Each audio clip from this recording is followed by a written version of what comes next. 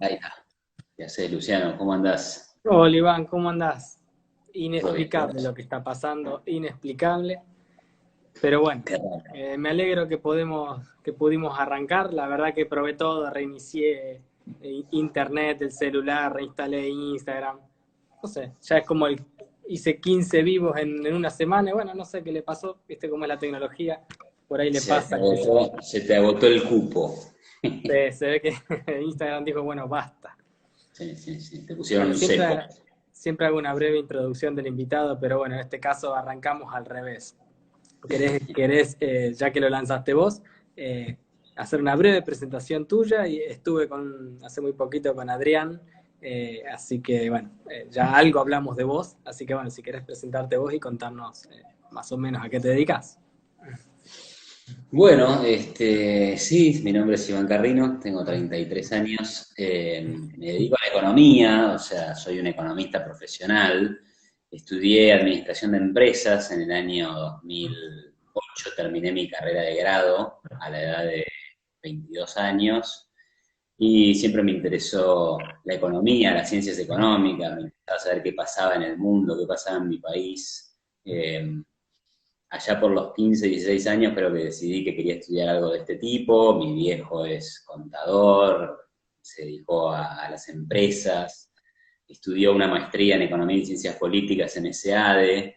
Eh, entonces, bueno, siempre me transmitía su inquietud por economía y su visión un poco liberal del mundo, ¿no? Que yo siempre Ajá, adopté, siempre me gustó, siempre compré la visión esa, ¿no? Me persuadió. ajá, Y bueno, después de ahí, a partir del 2008, yo ya trabajaba en una empresa de finanzas, de compra y venta de acciones, y ahí tengo a ajá. uno que era ex compañero mío, así que le mando un saludo muy grande, Eugenio. Y, y bueno, y en un momento decidí que no, que quería seguir con algo más de economía y seguir estudiando. Entonces me fui a España, hice una maestría en economía de la escuela austríaca, me fui a estudiar el pensamiento de Hayek, de Ludwig von Mises, de los economistas austríacos, digamos, de esa rama del pensamiento económico. Y después volví a Buenos Aires, empecé a trabajar en la Fundación Libertad y Progreso, ya como economista, o sea, empecé a trabajar siguiendo datos de la coyuntura económica, construyendo gráficos, armando Excels, mirando las reservas, mirando los datos de la macroeconomía de Argentina y de la región. Y ahí decidí que quería seguir estudiando economía, así que hice una maestría en economía aplicada en la Universidad del SEMA. Y bueno, a partir de ahí trabajé en otra consultora llamada ABSER, trabajé en Inversor Global, escribiendo informes económicos, Flor y de después Liga terminé. hiciste con Inversor Global, te moviste, tuvo mucha repercusión todo lo que hiciste. Sí, a veces no la que me hubiera gustado, Ajá. pero sí, es una empresa muy masiva, con una publicidad absolutamente agresiva. Creo que eso fue lo que finalmente hizo que Inversor Global y yo siguiéramos caminos diferentes. Pero bueno, sí, fue una buena experiencia, aprendí mucho y trabajé con gente muy respetada, muy querida, que quiero mucho y que la respeto mucho, y conocí grandes profesionales, ¿no? Ahí me hice muy amigo de Diego Martínez Bursaco y de Neri Persicini, que son dos capos, la verdad, y que saben un montón. Fede Tesore, tengo un gran concepto de él, pero bueno, sí, hay cosas de la empresa y cómo se vendía que no me mataban, no me encantaban. Te estoy perdiendo, Luciano, me parece, ¿eh? Pero bueno, continúo. Si es que el vivo sigue, sigo hablando de mí. Eh, y bueno, y de ahí, a partir de ahí, siento a Luciano, se fue. Bueno, lo sigo contando, cierro la historia. Me dediqué a la consultoría, o sea, trabajo por mi cuenta de consultor, pero la verdad es que también, digamos, gran parte de mi tiempo lo dedico a la docencia. Soy profesor en la Universidad de Buenos Aires, soy director de la Maestría en Economía y Ciencias Políticas en SEADE y además soy el director del Departamento de Economía de un colegio secundario. Eso, así que tengo bastante tarea docente. Perdón, eh, pero hoy no es el día de Instagram. no Pero te da bueno. problema. Yo seguí. Así que no, decía que tengo una parte de consultoría, me dedico a la consultoría, hago charlas, escribo informes, tengo mis suscriptores, algún que otro cliente también, y tengo mucha tarea docente, o sea, trabajo en la UBA, estoy en SEADE, y Hoy estás estoy con en... Adrián Rabier ahí en la maestría de SEADE. Sí, sí, en SEADE estoy coordinando junto con Adrián, él es el director de la maestría, y yo soy el subdirector de la maestría en Economía y Ciencias Políticas de SEADE. Claro, una impresionante carrera, la verdad que sos muy joven, lo mismo que Adrián, la verdad que los dos son muy jóvenes y se han movido muy bien, han hecho una carrera respetable. Bueno, y gracias, qué sé yo, sí. Por suerte hago lo que me gusta también, ¿no? Y eso a mí ya está, para mí eso ya me completa, a nivel laboral por lo menos. Bueno, en mi caso pasa lo mismo, la economía es mi pasión, no hago 100% lo que me gusta, pero la verdad que no me puedo quejar, esta es una manera que he encontrado de canalizar la economía, que es mi pasión, escribiendo y armando videos y hablando con gente que sabe más que yo. Así que si te parece, Licenciado en Economía, ¿verdad? yo soy licenciado en economía, bueno, soy también corredor inmobiliario, community manager y algunas cuestiones más. Ah, mira.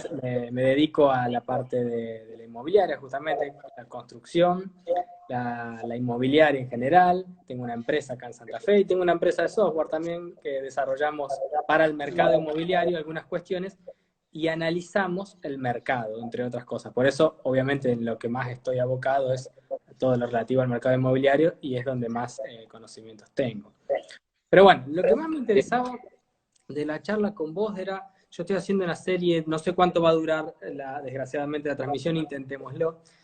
He hecho una serie de entrevistas para tratar de enseñarle a la gente a ahorrar, a defenderse de toda esta situación difícil que estamos pasando y bueno, hablé con Salvador Estefano, con Martín Tetaz, con Adrián Rabier, con gente de la bolsa, de criptomonedas, o sea, me refiero de todo lo que es el mundo de bitcoins y demás. Y todo eso para brindar a la gente alguna alternativa de inversión, para decir, a ver, ¿cómo hacemos para defendernos de, bueno, de todos estos problemas, no te digo de la economía argentina en general, de la inflación, cómo resguardar el patrimonio y demás? Y por eso, bueno, he hablado con una serie de economistas. Naturalmente, todos me han pintado un panorama con el que no me queda otra que compartir, por supuesto, nefasto para lo que se viene para el 2020. Y bueno, me gustaría conocer tu opinión, si bien las has hecho pública. ¿Qué te parece que va a pasar en este 2020 con la economía? ¿Qué imaginas?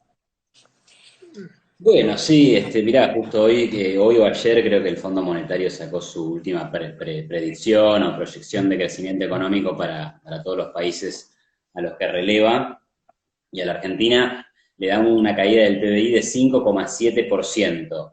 Y podrían estar siendo hasta generosos porque hay una caída del 5 y pico en Brasil, una caída del 6% en México, o sea, como que los países de la región estarían cayendo, perdón, casi tan fuerte como la Argentina, ¿no? Y Argentina la verdad que tiene una macroeconomía mucho más frágil que la de otros países, por tanto uno podría intuir que puede caer más fuerte, ¿no? O sea, por ejemplo, en Brasil uno no está esperando un salto de la inflación, de hecho el último dato que tuvieron, a pesar de que el dólar le subió 30% en lo que va del año, nada menos, la inflación se desaceleró en el último mes respecto del mes anterior, ¿no?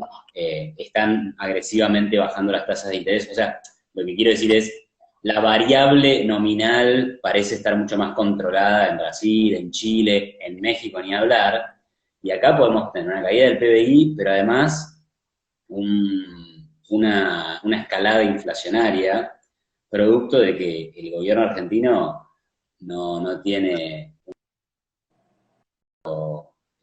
genuina, ni voluntaria, ni tiene recaudación, ni puede tomar crédito. O sea, el problema de Argentina es que a diferencia de muchos otros países en el mundo que están diciendo, bueno, como esto es una bomba que nos cayó, el coronavirus, etcétera, tenemos que salir a endeudarnos para prestarle plata a las pymes, para pagar los salarios privados, etcétera. Eh, Argentina no tiene ni crédito ni tiene moneda. Entonces, como no hay crédito, no te puedes endeudar, fíjate vos que un plazo fijo paga, no sé, está alrededor del 30%, o sea, ¿quién va a prestar plata a esa tasa? Nadie. Entonces, a la tasa que el gobierno querría endeudarse, nadie le presta plata. A la tasa que el gobierno podría endeudarse, implica la ruina económica del propio gobierno, porque es impagable. Entonces no van a acudir a la deuda. Después está el mito este de que van a cobrar un impuesto a la riqueza. Sí, hay que ver a quién se lo pueden cobrar. Por supuesto que a mí me parece filosóficamente incorrecto, pero además no van a recaudar nada porque nadie se lo va a pagar. Se va a evadir muy fácil y va a recaudar muy poco dinero. Entonces lo único que les ha quedado es emitir, ¿no? Y cuando vos emitís mucha plata, tarde o temprano eso pega en la inflación. Me parece que lo que está pasando con el dólar paralelo, con el dólar MEP, o sea, las cotizaciones financieras, refleja un poco eso, ¿no? Que finalmente se despertó el dólar bolsa, producto de esa acelerada emisión monetaria que parece ser el único, no el último, el único recurso que tiene el gobierno para enfrentar esta situación. Y de vuelta, o sea, Estados Unidos te emitió 1,2 billones de, no, perdón, sí, un billón de dólares, en 2 meses, $1 billón. Pero es otra cosa, porque allá se está demandando a lo loco el dólar. O sea, el dólar está subiendo en el mundo. Todas las monedas han caído respecto del dólar. Todos están queriendo resguardarse en algo considerado seguro, como el billete verde emitido por la Reserva Federal. Entonces te podés dar el lujo de emitir. Pero acá en Argentina, digamos, es más, ni siquiera hay que mirar el dólar con todo con liquidación. Hay que ir al supermercado. Los precios se han disparado respecto de el mes pasado y el mes anterior, ¿no? Y obviamente que yo ahí encuentro varias causas. Una es la emisión monetaria, pero otra es, bueno, una caída de la oferta agregada, un rompimiento de las cadenas de suministro, o sea, todo hoy es más costoso, por tanto hay menos cosas disponibles, y además todo el ingreso de la gente está abocado solamente a lo que se puede comprar y a lo que se puede abrir, que es el supermercado, la ferretería. Naturalmente los precios van a subir. Claro. Me voy a quedar con algo que dijiste al principio. Vos dijiste que el informe del FMI le daba como una caída mayor a Brasil y a otros países. Y la incongruencia puede venir por el lado, como hipótesis, le digo, a ver, esos países venían para un año para crecer y de repente caerían más que nosotros que veníamos con un año ya malo. ¿Te parece que es incongruente? O sea, que nuestra caída va a ser incluso mayor que la de la que están pronosticando. No, puede ser lo que decís, ¿no? Si estamos pensando en que a Brasil más o menos le estimaban un crecimiento de 2%, y entonces la corrección es de 7 puntos. Lo que pasa es que, claro, la corrección en Brasil es de 7 puntos, y la corrección en Argentina, que se estaba esperando un menos 1,4 o menos 2, ahora es menos 6, o sea, es de 4 puntos. O sea, la corrección para Argentina es, no, por ahí lo que se está viendo es, bueno, Argentina cae, pero desde un piso más bajo. Como cae desde más abajo, caerá menos. Claro. Vendrá por ahí. La verdad, pronosticar en medio de estas circunstancias, o sea, la otra vez hablaba con un amigo mío, tan economista, y me decía, mira, acá hay 3 shocks. Está el shock electoral, que son las PASO y el triunfo del kirchnerismo. Eso es un shock para la economía, digamos. Eso fue un golpe durísimo, ¿no?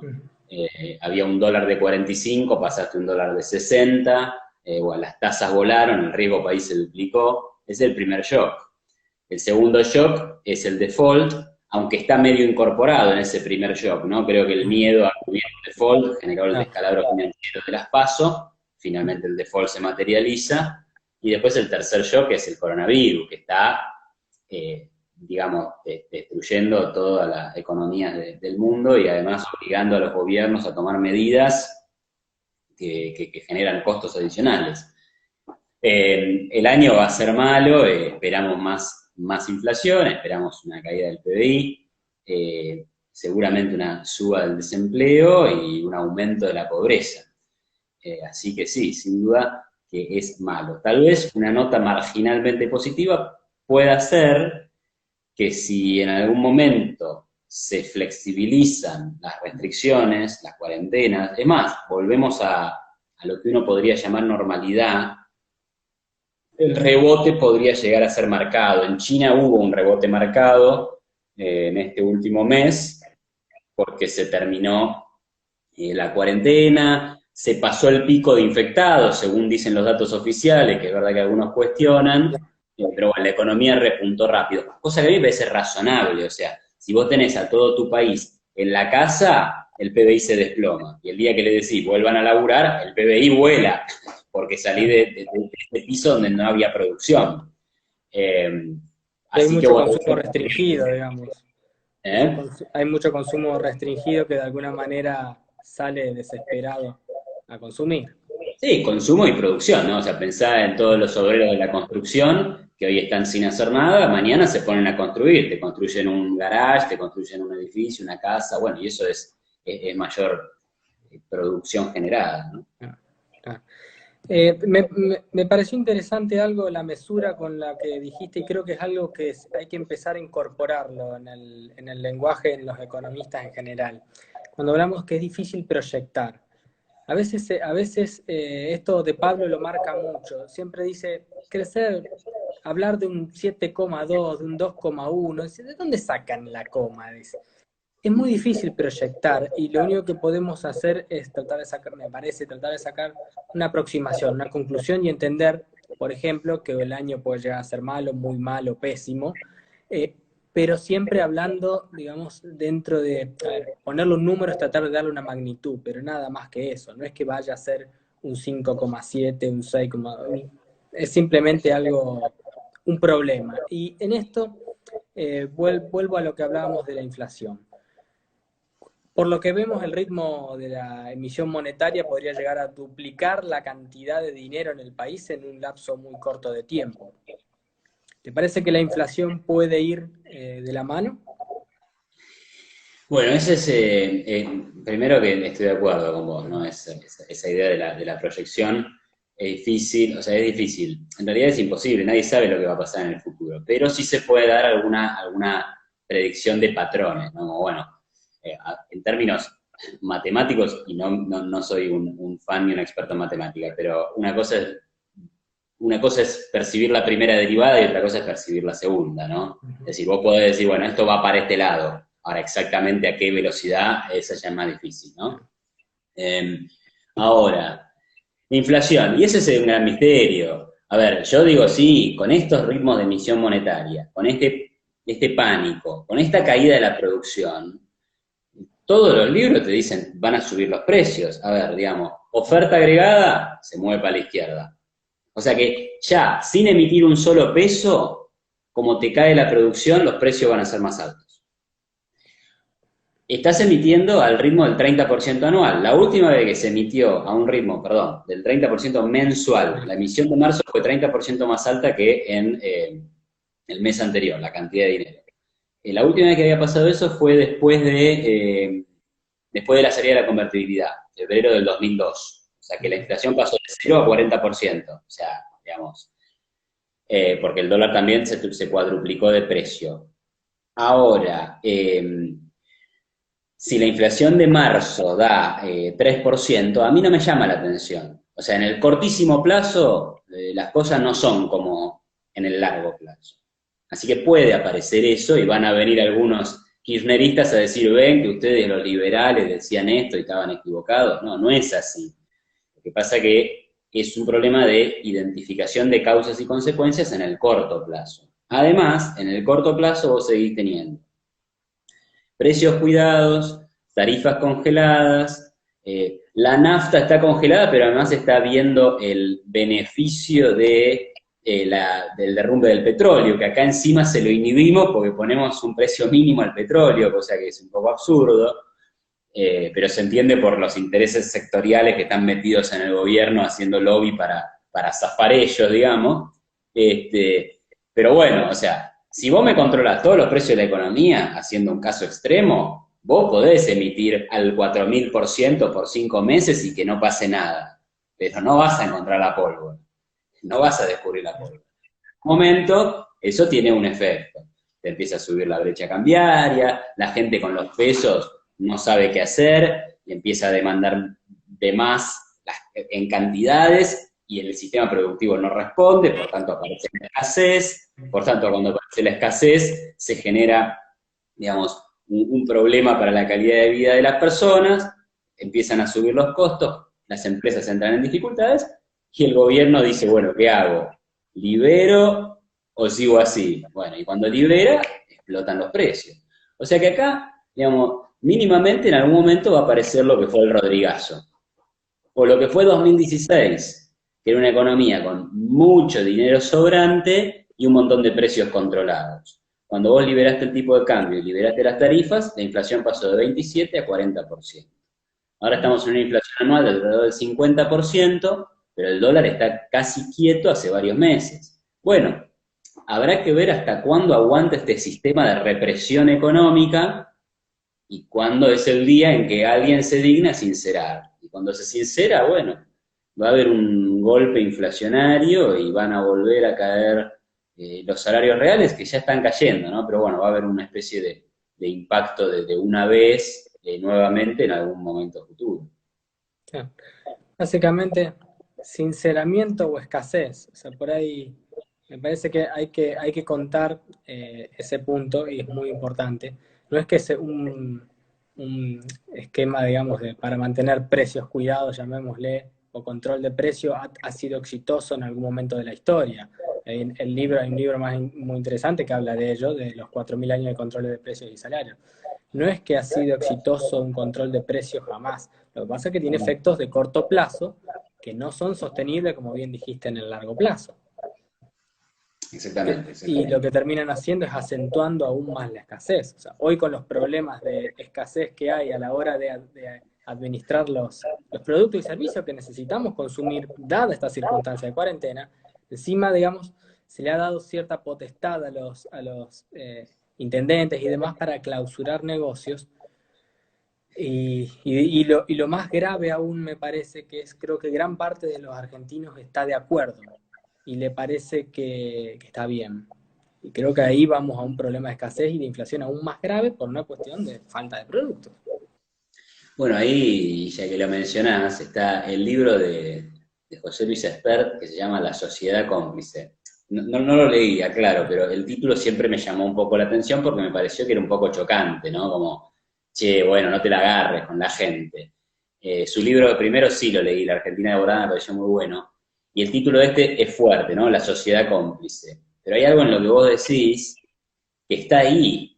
O sea, hay que ver qué piensa la gente, ¿no? Pero si la gente cree que el panadero es el enemigo, que el chino que subió el precio es el enemigo, había un video circulando en las redes sociales de una mujer que increpaba a una empleada o dueña o lo que sea de un supermercado chino, diciéndole cómo nos vas a subir los precios, no te das cuenta, lucrás con la gente, todo el mundo lucra con la gente, el médico lucra con tu cáncer, pero te está salvando la vida, viejo, y si no le pagás, sos vos el que sos un estafador. Es una locura. Entonces, si la mentalidad de tu pueblo es que el productor, el creador de riqueza y el que vende sus productos y servicios es un criminal, bueno, tu pueblo está condenado a desaparecer en la máxima miseria.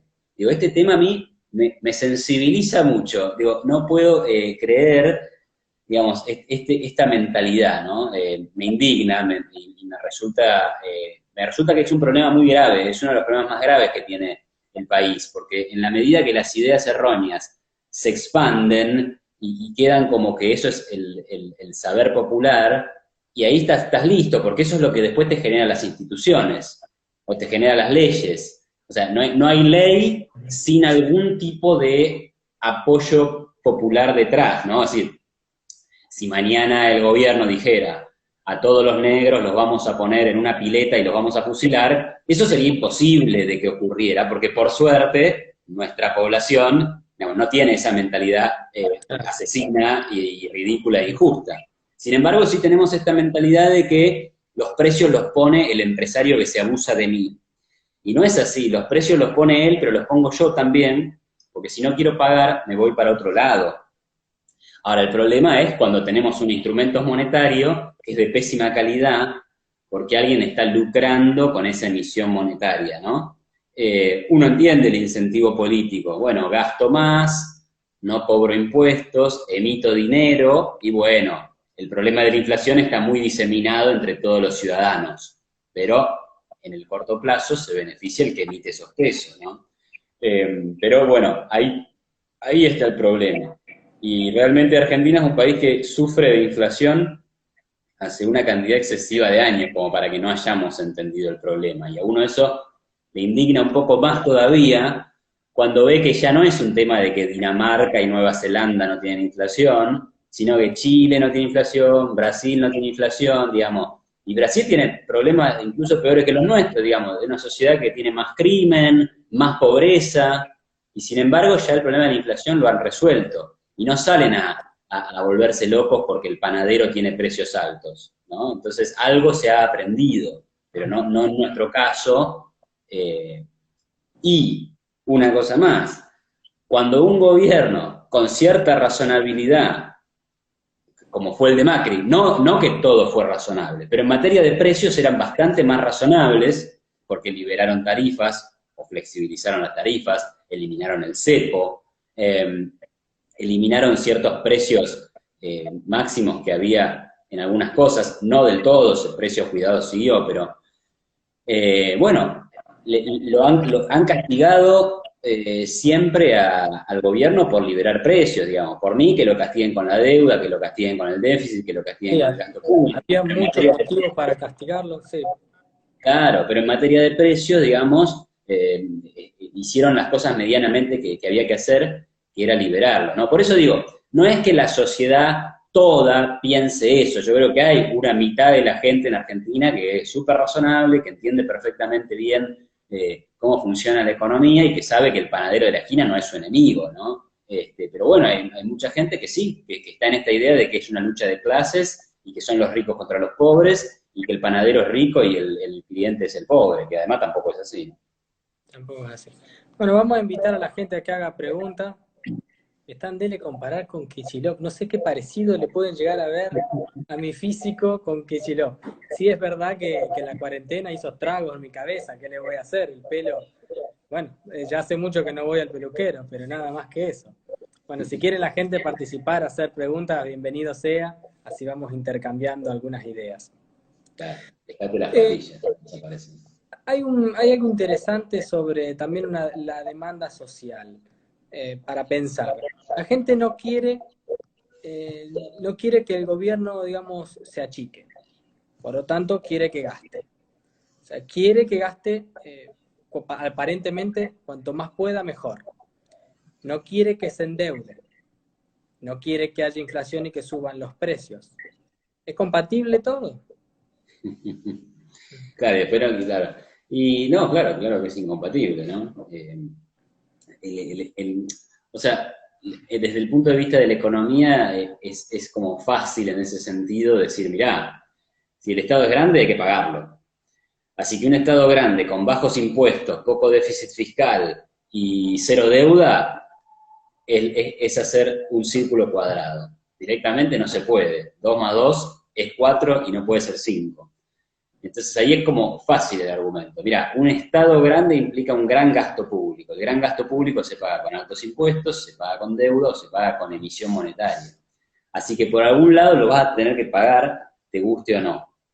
Después está la discusión moral o filosófica de si el Estado grande implica una pérdida de libertades individuales. Y ahí tal vez es más difícil el argumento porque hay más espacio para las diferentes perspectivas. Pero en el caso de la economía está el tema del costo. Nada es gratis, todo tiene un costo, ¿no? Yo, por ejemplo, tengo un tweet fijado en mi Twitter que es, no hay default sin deuda, ¿no?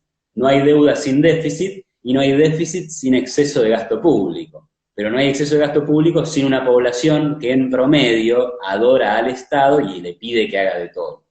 Si vos querés que el Estado haga de todo, entonces, como vos decías, va a gastar un montón de plata, si no la puede pagar con altos impuestos, va a tener que endeudarse, si se endeuda puede eventualmente caer en default. Básicamente la historia argentina de los últimos 50 años, ¿no? Tenemos más o menos 9 defaults desde el año 1945. Tenemos un triste récord histórico. Y hablando de tweet fijado, mi tweet fijado justamente muestra lo que es el presupuesto argentino en los últimos 50, 60 años, donde están todos rojitos, déficit, déficit, déficit, y una pequeña barrita durante la época de Néstor Kirchner, con la salvedad que sabemos que no se pagó la deuda y demás, Mm, que fue los únicos 4 años aproximadamente, en los últimos 50, 60 años, donde tuvimos superávit fiscal, es decir, donde el Estado ganaba, o sea, recaudaba más de lo que gastaba. Bueno, esa es la única manera que tiene de no endeudarse de forma extraordinaria. mm. Así ¿Cómo, es, cómo sí. ves, cambiando un poquito de tema, a ver, cómo ves el mercado inmobiliario, el mercado de bonos, para invertir, si tuvieras que invertir, dos preguntas, para invertir en 2020, ¿invertís o no? ¿Y qué haces de aquí a 2, 3 años? Y de acá a 2, 3 años, si el horizonte son 3 años, y por ahí compraría alguna acción, ¿no? Alguna acción del mercado argentino que están excesivamente castigadas, ¿no? Compraría y cierro los ojos, porque la verdad, Si no cierro miras los más ojos. la cotización hasta dentro de 3 años. Eso, por 2 años, ¿no? Cierro los ojos.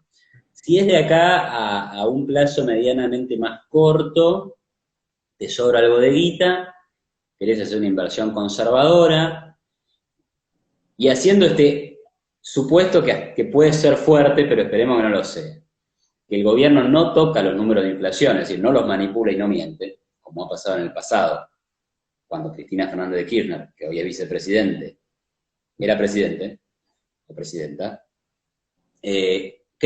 plazo fijo UVA, que eso es básicamente agarrar 10.000 pesos hoy, ponerlos en un plazo fijo y que siempre sean 10.000 pesos en términos de poder de compra. Entonces yo lo que compro hoy con esa guita, lo voy a comprar el mes que viene, lo voy a comprar el mes siguiente. Entonces es básicamente una estrategia conservadora para tiempos de mucha inflación. O sea, yo no haría un plazo fijo tradicional porque está pagando una tasa de interés que es ridículamente baja respecto a la inflación. Y es ridículamente baja respecto de la posibilidad de suba del dólar que tenemos.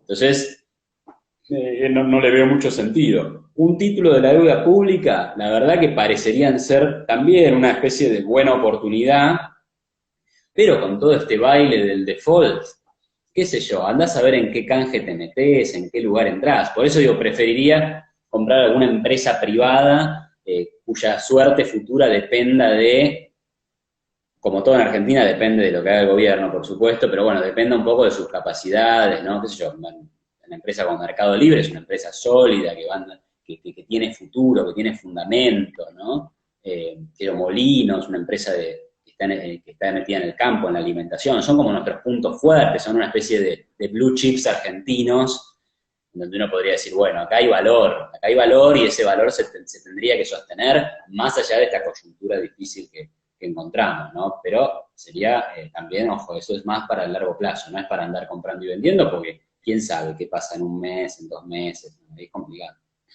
¿Al mercado inmobiliario le tenés fe?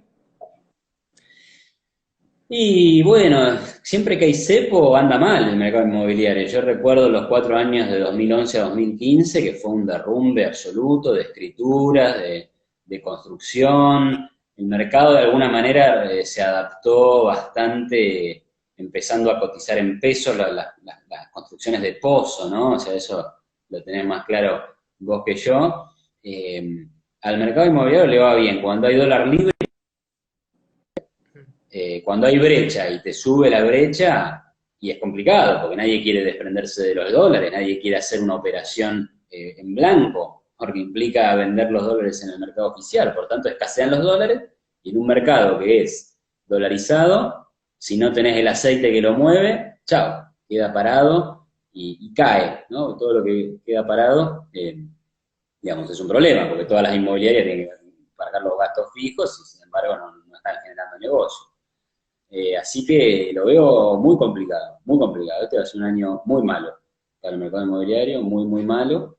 Y habrá que ver en 2021, porque en la medida que no liberen el cepo, en la medida que haya más brecha cambiaria, el futuro ahí es malo, es negro. Es volver a 2011-2015. Sí. Si quiere la gente hacer las preguntas, fíjense que hay dos maneras. Si la hacen acá en los comentarios se complica porque hay muchos comentarios. Ajá. ¿Y cuál es la otra forma? Acá dice Ferro Rodríguez, dice, soy productor lechero, ¿conviene mantener la producción en forma creciente o quedarse en el molde? Esto es casi que para cualquier rubro. ¿Invertirías hoy? O sea, aumentar la Tu producción de empresa, leche. ¿aumentarías la producción de leche en este caso, como pregunta él?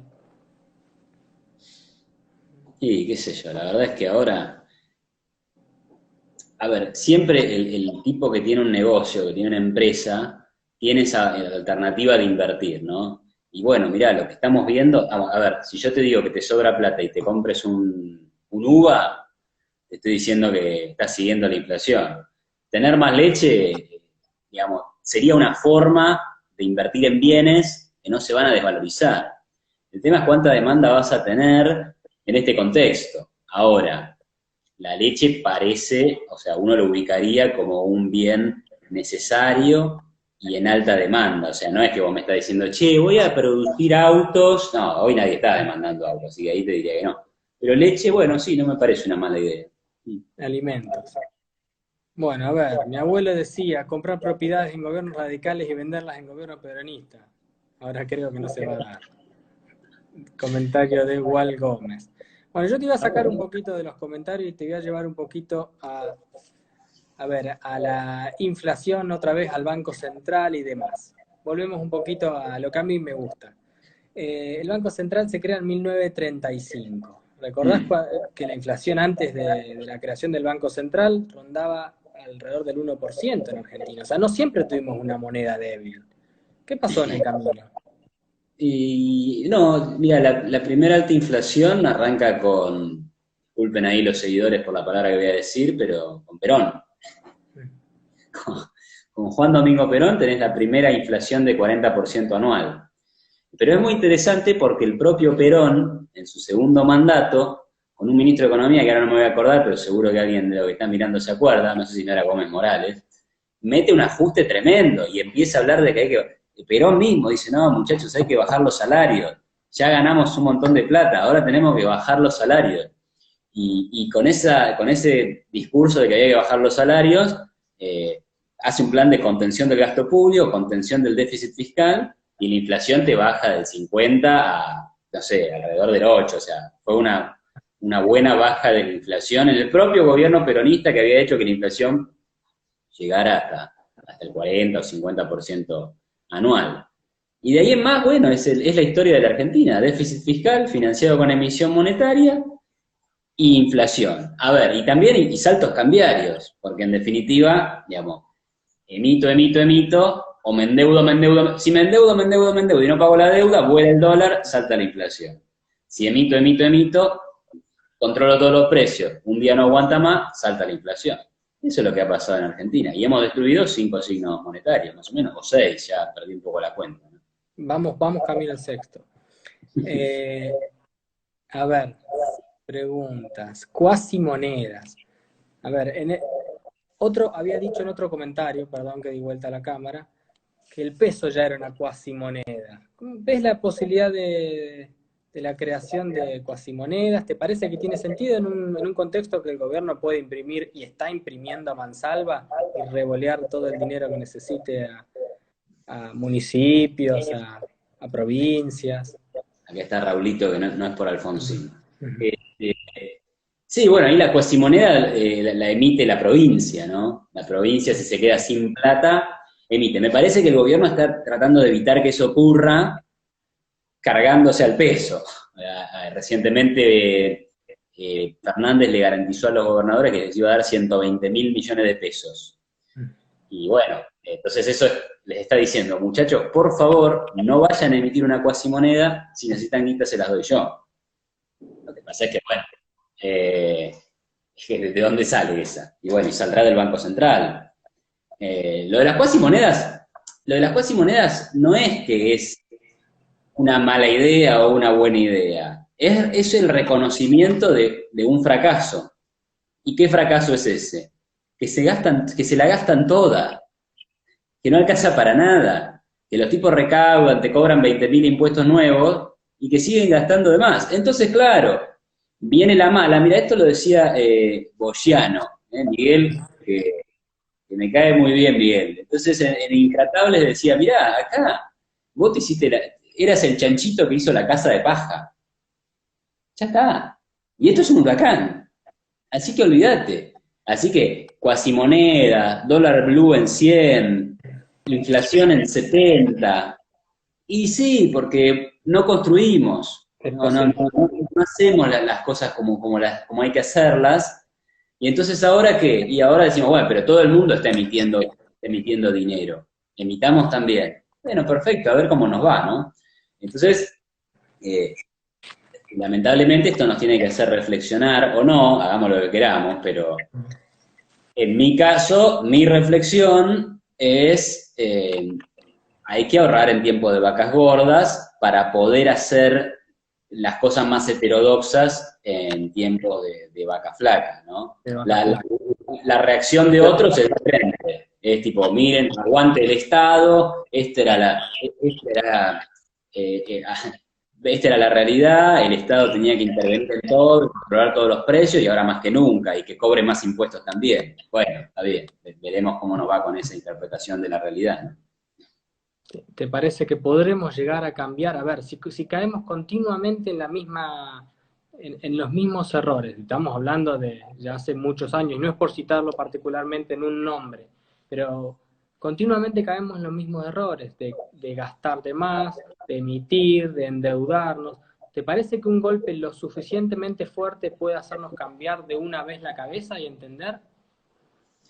No, no, no, bueno, sí, no, a ver, como todo, digamos, las crisis efectivamente, así como a nivel individual te hacen ver para atrás y hacer tu introspección, también a nivel agregado supongo que le ocurrirá a muchos lo mismo.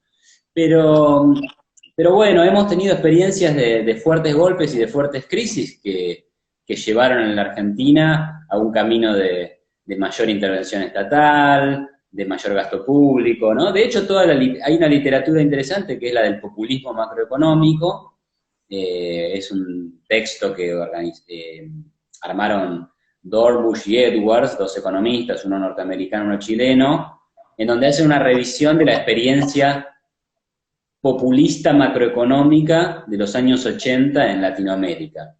Y lo que dicen ahí es que el inicio de ese populismo macroeconómico viene con una especie de situación de crisis previa.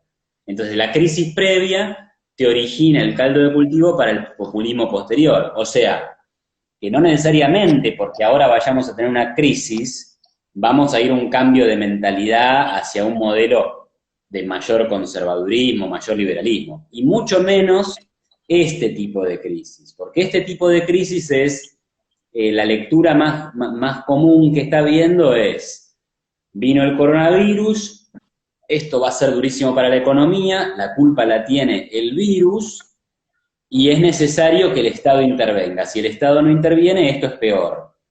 Así que me temo que después de esto, el sabor o la mentalidad va a girar en torno a que viene el Estado, una lástima lo de la economía, pero eso es culpa del virus, y necesitamos un Estado más fuerte, que controle más los abusos de los empresarios.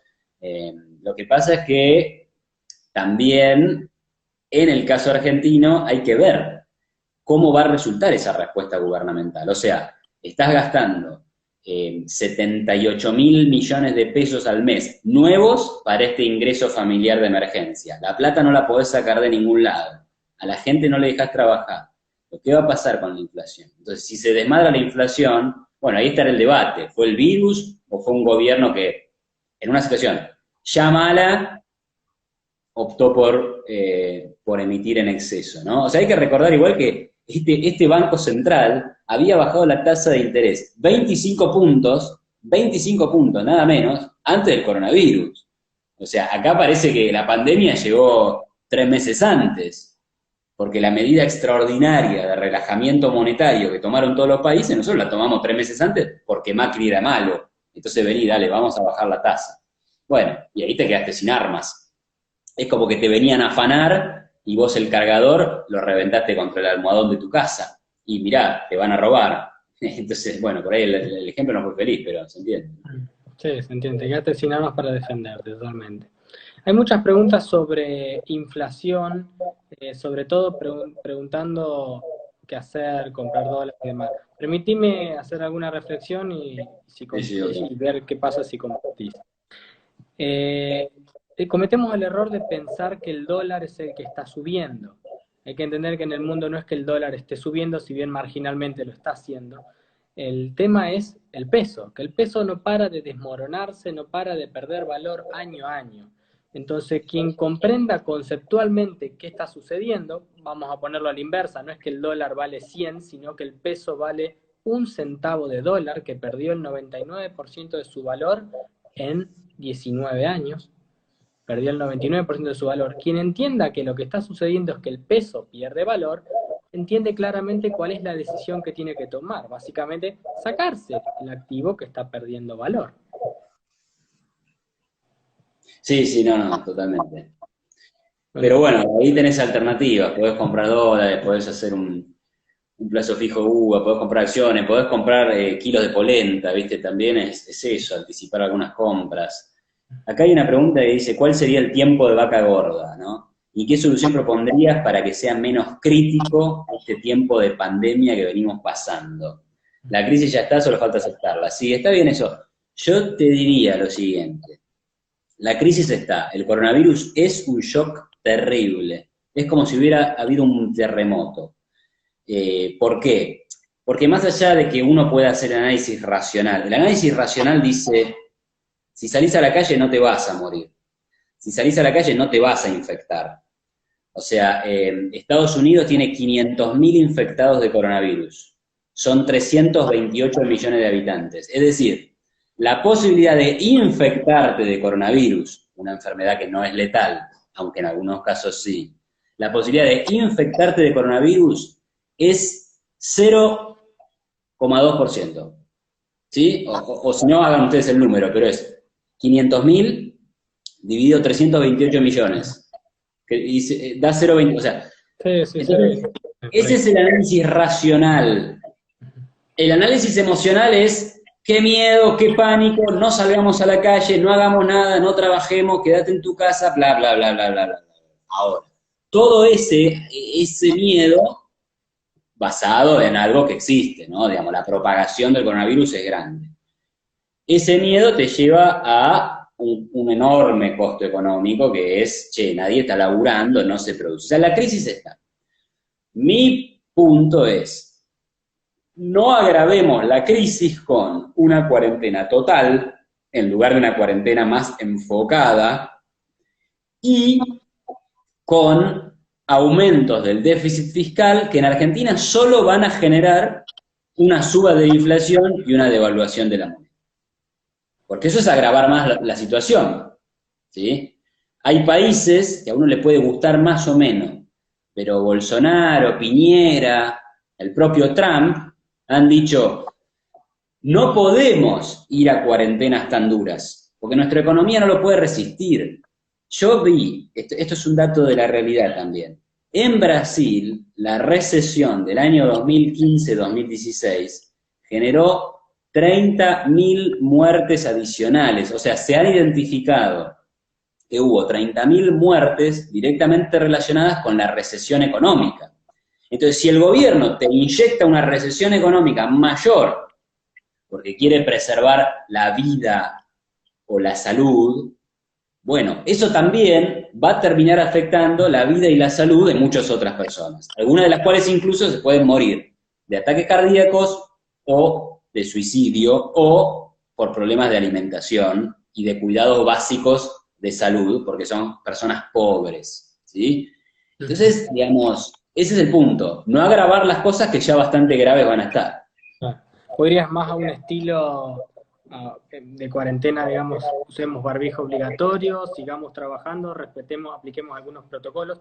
Hay países que lo están implementando, creo que Japón es el caso, Corea del Sur, no sé si conoces algún otro. Chile tiene cuarentenas que van por barrios y ahora se han levantado. O sea, van graduando. A ver, ahora esta sección de Santiago de Chile queda liberada, esta que no tiene contagiados y que hemos testeado, esa trabaja. Suecia era un caso en donde hasta los bares seguían abiertos, pero se pedía que estuvieran las mesas separadas. Estados Unidos no tuvo cuarentena total, sí tuvo en varios estados. Bueno, obviamente tampoco es el gran ejemplo, porque es verdad que tienen un montón de gente contagiada, ¿no? Pero bueno, de vuelta también hay que mirar esto, o sea, preservar la vida. Bueno, pero ¿qué tipo de vida? Si vivimos todos internados en nuestras casas, tampoco es la gran vida, ¿no? Entonces también habría que ver si la gente quiere tomar el riesgo de salir a la calle o no. Y obviamente me van a decir, no, pero eso es un problema para el resto, porque obviamente Iván puede salir a la calle y si se contagia no le importa, o si se muere a él no le importa porque prefirió tomar el riesgo, o total no se va a morir porque es joven, pero va a perjudicar a alguien. Bueno, pero esa otra persona, sabiendo la realidad en la que nos movemos, si es muy averso al riesgo, porque recuerden que el riesgo de contagiarse es bajo y el riesgo de morir es más bajo aún. Si es muy averso al riesgo, puede decidir, con sus propios recursos, quedarse en su casa. Lo que se está haciendo acá es que todo el mundo se quede en su casa y hay mucha gente que no tiene esos recursos para bancarse estar en su casa. Entonces, estamos obligando a los que no tienen a no poder buscar su sustento. Entonces, eso es un tema. La gente que vive al día no tiene tal cual, no tiene alternativas para estirar más la cuarentena. Yo creo que se está violando en muchas partes por una cuestión ya de necesidad. No hay margen y no tenés tampoco las circunstancias en tu casa a veces para quedarte por unas cuestiones de hacinamiento y demás.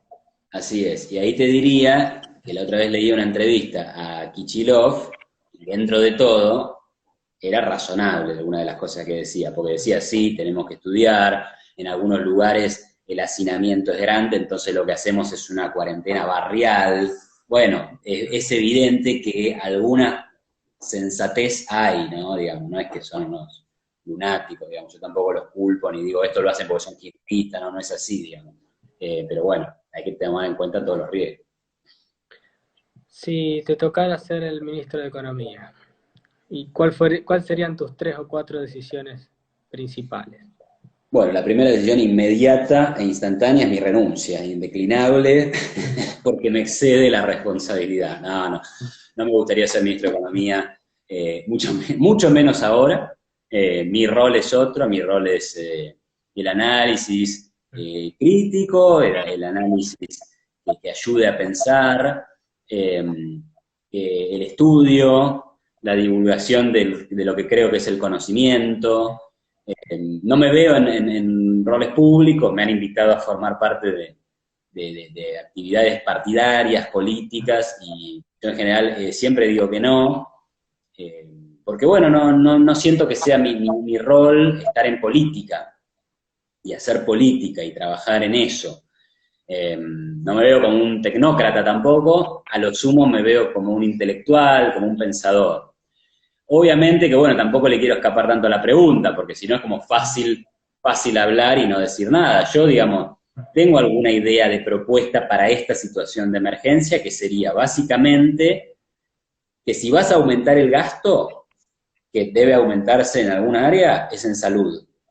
Tenés que aumentar la cantidad de camas de hospitales públicos, si tenés la posibilidad de comprar test, comprarlos, comprar respiradores, todo lo que se necesita para combatir esto, que más o menos se sabe qué es, ¿no? Bueno, eso es perfecto, aumenta el gasto ahí. No lo financie con emisión monetaria, mucho menos en el desastre macroeconómico que tiene la Argentina. Reducí el sueldo de empleados públicos en un 30%, porque tampoco me parece viable echar a nadie, ¿eh? Digamos, o sea, lo único que falta es que en medio de una mega crisis económica, bueno, a algunos los echás. Por lo menos les bajaría el sueldo, para tratar de equilibrar un aumento del gasto con una reducción en el otro. Y después sí que trataría de que la gente pueda salir a trabajar, cuidando a los adultos mayores. Por ahí impondría una cuarentena que sé que es difícil de controlar. Cuarentena para adultos mayores. Hoy existe esa cuarentena para adultos mayores, porque existe la cuarentena para todo el mundo. Entonces yo diría, bueno, ahora el que quiera salir a trabajar, sale a trabajar. Mayores de 60, exceptuados del trabajo y en cuarentena obligatoria. Y después habría que ver algún esquema en el transporte público.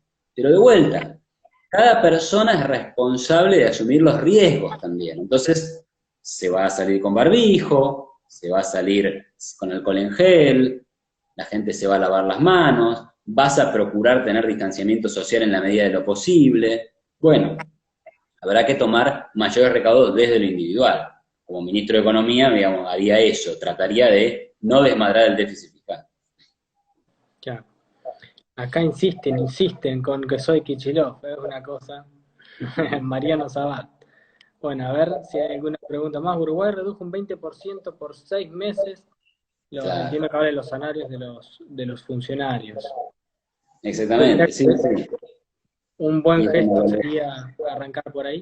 Los funcionarios, quizás que hoy en día son los que más ganan. Sí, bueno, no sé si son justo los que más ganan, digamos, el salario público ha Algunos, caído un poco respecto del salario privado en este último tiempo. Eh, pero bueno, sí, pero igual, el punto más allá de que sea que el que más o menos ganan, es el punto de que la plata del Estado sale de impuestos, sale de déficit o sale de inflación. Entonces, vos no podés eh, gastar a lo loco sin cuidar eso, porque eso te lleva a inflación y devaluación. Entonces, hay que evitar el desmadre fiscal. El desmadre fiscal fue el que nos llevó a la crisis del 2018, al 2019. Bueno, y ahora esto, pum, viene el coronavirus, o sea, Hay pero que eso no quiere entender decir que, que pueda el descuidar. peso que tiene hoy el Estado es tan grande que no las pymes, el sector privado, que es básicamente quien lo financia, no lo puede pagar más. Mm, Estamos llegando casi al 50% del PBI en el peso del Estado, en el orden del 40 y pico por ciento. Y sí, se vuelve impagable. O sea, y cuando hablamos de que los impuestos son tan altos, le impide producir al sector privado, le impide tener casi cualquier actividad. Cuando uno le aplica el nivel impositivo que tenemos, se vuelve no rentable. Y esto conspira contra las posibilidades del día de mañana, incluso de recaudar del mismo Estado. Esto es la curva de Laffer, básicamente. sí, sí, totalmente. Ahí una persona dice, habría que empezar a cortar ñoquis. ¿Qué sé yo? Sí, siempre hay que cortar ñoquis. El tipo que le pagás y encima no hace nada, es una falta de respeto, ¿no? Es como, ya te están tomando el pelo. Pero bueno, eso implica, eso entra en la categoría de tener un Estado eficiente. Y tener un Estado eficiente es una prioridad de segundo orden. En este caso necesitas un Estado por lo menos balanceado, que si va a gastar más en una cosa, gaste menos en otra, eh, para que no derrumbar a toda la economía con ese exceso de gasto, ¿no? Walter Querido dice 50.000 tope de gasto, salario de los empleados en Mendoza, está bien. La idea ahí es, digamos, 50.000 pesos, bueno, con eso consumís, total tampoco estás consumiendo muchas cosas porque no salís, no producís, está bien, es una medida medianamente razonable. Bueno, nos quedan 30 segundos, Luciano, si 30 quieres. segundos. Bueno, ha sido un gusto hablar con vos, intercambiar opiniones, Iván. Disculpame el problema con Instagram que lo hizo tan difícil. No Pero bueno, pasa espero nada. que lo podamos repetir y Dale. seguir charlando de esta manera. Bueno, gracias. Saludos a todos los que presenciaron. Un abrazo, Luciano. Vamos hablando. Guardalo, poné compartir historia, Sí, el vivo, así después lo dale, veo. dale, dale. Muchísimas